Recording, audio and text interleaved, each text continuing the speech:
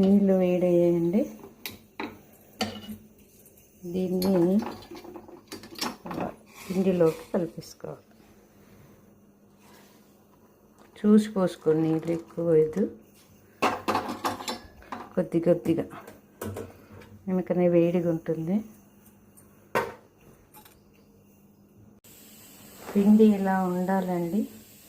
Next ఇలా ఒక చేత్తో ఇలా చేస్తూ చేస్తూ అన్నీ ఇట్లా చేసి పెట్టుకోవాలి. ఇట్లా రౌండ్గా ఒక బాల్ తీసుకొని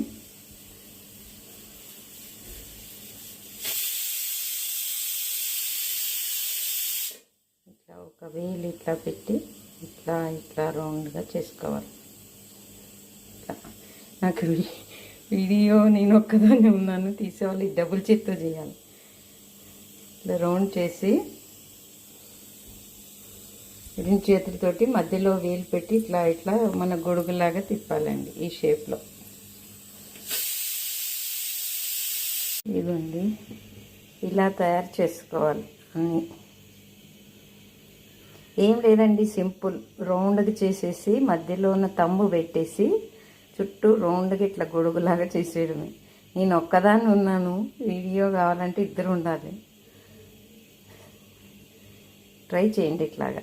ఇది తయారు చేసిన తర్వాత మనం ఇడ్లీకి ఎలా పెట్టుకుంటామో అలా ఇవన్నీ ఆవిరి మీద ఉడికించాలి.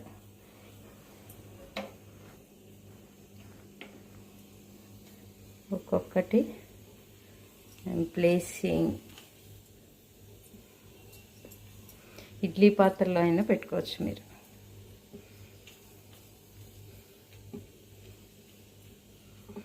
జస్ట్ ఒక కప్పు పిండికి చూడండి, ఇద్దరు ముగ్గురు తినేయచ్చు. టేస్ట్ మా రాయలసీమలో ఇది అనంతపురం సైడు ఎక్కువగా చేసుకుంటాం మేము. దీంట్లో కాంబినేషన్ మెంతి పప్పు, కానీ ఒకటే దాంట్లో పెడితే చూడటం లేదు వీడియోస్ ఎవరు. సో పార్ట్ 2లో మీకు మెంతి పప్పు